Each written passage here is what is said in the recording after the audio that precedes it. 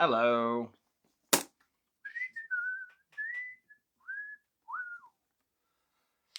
Okay. Matthew, right? We're in Matthew. Okay. I'm a little late, just hashing things out with the boys. We want to do a weight loss competition again. So I'm trying to get a shower, talk to them, get my coffee.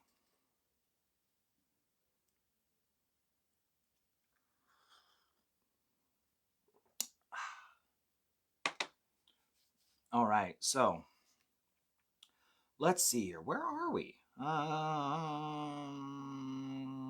Okay, there we go.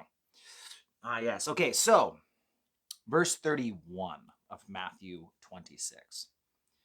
Then Jesus said to them, all of you will be made to stumble because of me this night. For it is written, I will strike the shepherd, and the sheep of the flock will be scattered. Zechariah 13:7. But after I have been raised, I will go before you to Galilee. Peter answered to him and said to him, even if all are made to stumble because of you, I will never be made to stumble. Jesus said to him, assuredly I say to you, this night before the rooster crows, you will deny me 3 times.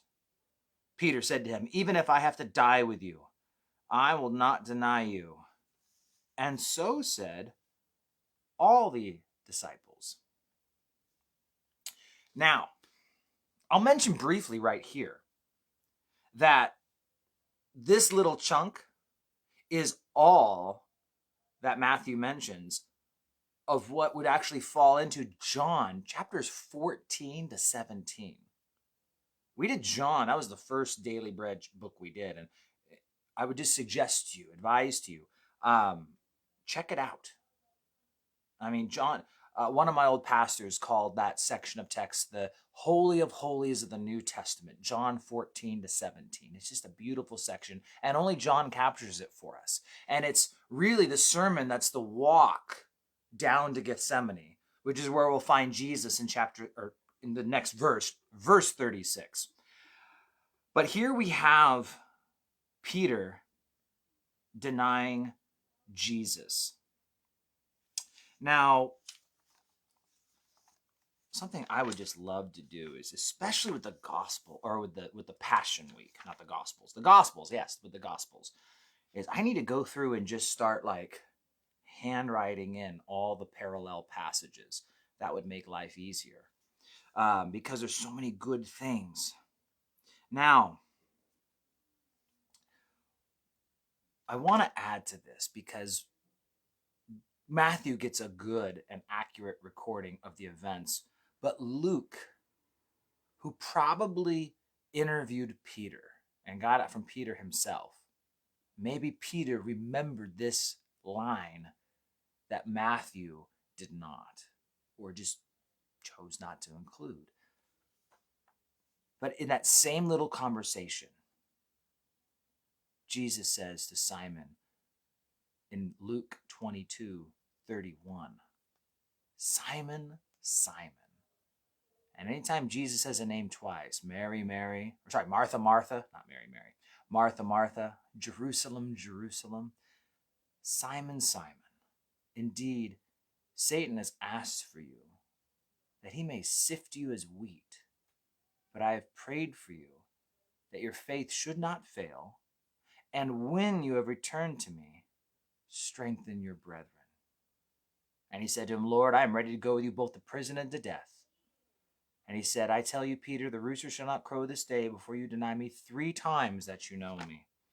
When you put the stories together, you find it's specifically the rooster will crow twice before Peter denies him thrice. But that part, Satan wants to sift you like wheat. You know, it's probably true about any devout believer. Satan wants to sift you like wheat. Now, I'm not just imagining something symbolic. I don't know. At this point, I'm imagining, like Satan, if it was up to him, he would grind your body into parts and flow the chunks of you through a sifter. That's the idea with Satan, is that he's not looking to just maim you. He's looking to destroy you. You and I probably will not warrant the attention of Satan himself, but there's a lot of demons out there. There's enough demons mathematically that we all could have our own. There's also enough angels we could also have two of our own, so not to worry. And we know that God protects us. As we look at the book of Job, we do see that Satan wasn't allowed to touch Job beyond what God would permit. And God, in his wisdom, knowing that sometimes we need a trial and need a growing experience, he'll allow the demons to get away with certain things, but not beyond what he allows and permits. But Satan desires to sift Peter like wheat, and you also. You'll notice that Jesus didn't say, I'll pray that you don't deny me. He doesn't pray that Peter won't deny him. He says, I pray that your faith won't fail. That amidst your failure, your moral failure, your sin, amidst your trespass, your transgression, I'm going to pray your faith won't fail. And this is the idea of God and his foreknowledge. The same Jesus who right there is compassionately saying, Simon, Simon. He knows what's going to happen. Jesus is praying and interceding for him, which we read in Hebrews. We have a high priest who always intercedes for us. And that is what Jesus is currently doing, interceding on our behalf. And he says, when you return, because he doesn't only know about your upcoming failures, he knows about your upcoming return. And he essentially just tells him, get back in the saddle again. When you return, strengthen your brethren, Peter, because that's what you were for. I didn't just name you Rocky for no reason. You're the Rock, Peter. These guys are going to look up to you, and they're going to want you to be there, being you, saying your stupid things and putting your foot in your mouth. But it's okay, Peter, because you're just so zealous. And that's what I love about you, is you're not like this guy and that guy. You're you. And because of your zeal, people are going to follow you. And because of your zeal, people are going to be energized and want to serve me. And because of your zeal, you're going to say some stupid things. In fact, your big mouth is going to make you deny me 3 times, Peter. It's a blessing and a curse. But I made you you. I made you you on purpose. Before you were born, I appointed you to the thing I made you to be. I formed you in the inward parts. I made you this way for a reason. And although you might not have these qualities, you've got the ones I gave you because I made you to be you. And so we see Peter and his big mouth. But his big mouth would be put to use. And his big mouth would do great things for the Lord. And his big mouth would get him in trouble more than once. Even after Pentecost. Quite often, pastors will point out that, we see a transformed Peter on the day of Pentecost and after Pentecost. But let's not forget, up on the rooftop of Simon the tanner's house, the sheet coming down from heaven. Take, eat. But Lord, I've never eaten an unclean. He still does it. Even the Spirit-filled Peter has his big mouth open with oxymorons. But Lord, God made you the exact way you are for a purpose. And some of the things that you might consider curses, they could be God's blessings. But what a shame if God made you extremely intentionally, and you never put those things to use. Imagine if you were born with a big mouth that always got you in trouble, but you never preached the message that that big mouth was intended to preach. What if God made you very anxious and always worried, and yet somehow that also translated because you're very organized and you're a planner and you're a thinker, and it's all this thinking that gets you worried all the time, but it's because God had an intent to use you to plan and to organize and to help orchestrate things in his church. You see, I would say most blessings come with a curse. That any trait that is strong enough, quite often, it is paired with something negative. Might I say, if you're very gifted, well, yeah, pride may in fact become a struggle for you. I will share. My mind is a blessing and a curse. I was thinking about it this morning. I'm a quick thinker. Thoughts come to me, words come to me. It makes it easy for me to sit and just wing out a Bible study because it's how God made me.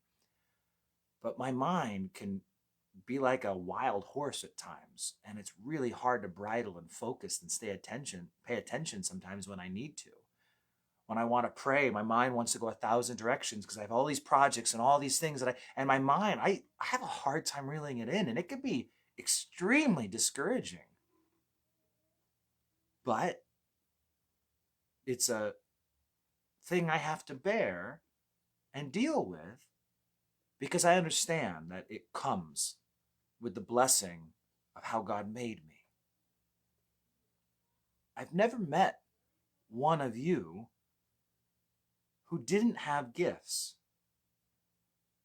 And those gifts may come at a cost. And you might not realize it. Sometimes, just even, dare I say, a lack of gifts is a gift.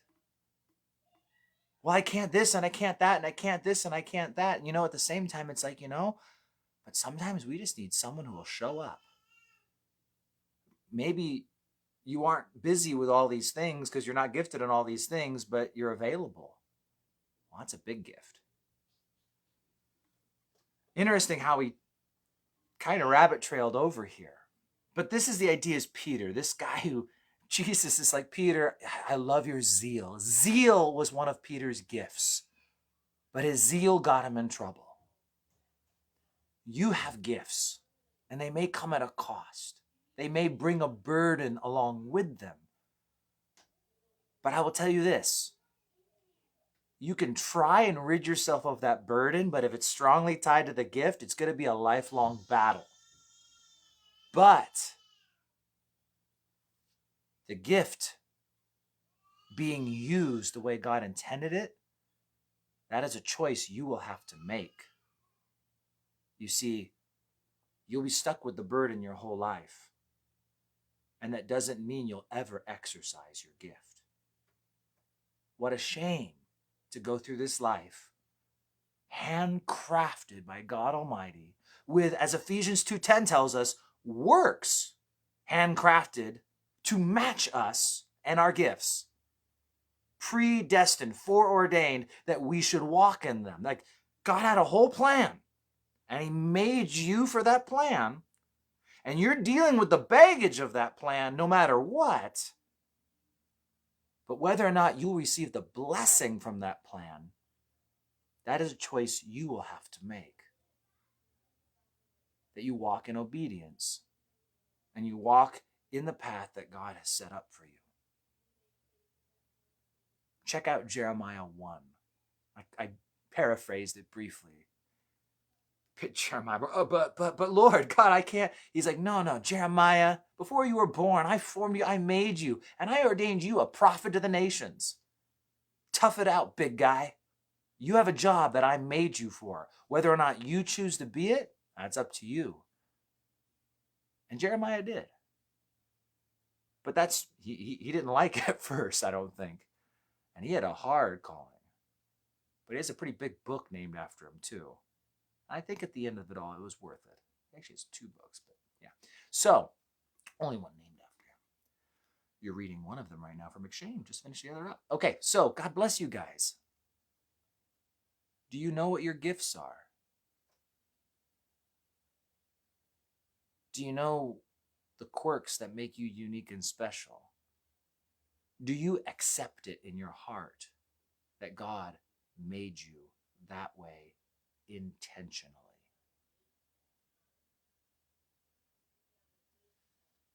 If God made you that way intentionally, what a shame if you don't use it. Are you? Should be pretty easy to tell. I'd love to see a church full of people using their gifts, some of which are quite unorthodox. Just had a lady ask if she could start bringing snacks to go with the coffee in the back of the church. And it's like, yeah, way to go. You're finding out that God has put something on your heart. She likes to cook. She likes to make things. God's given her a gift. Not every gift fits into the mold of children's ministry, tech ministry, these normal cookie cutter things. Sometimes you just need to go out there and start the ministry yourself while also volunteering for children's ministry and tech ministry and, and the worship team and this and that. But you know what I mean.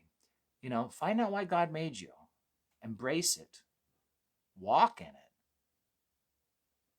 And have purpose for your life. Because if God made you for a purpose, then that is the meaning of your whole life. Walk in it. Embrace it. Experience it. And enter into heaven hearing, well done, good and faithful servant. You guys have a great day.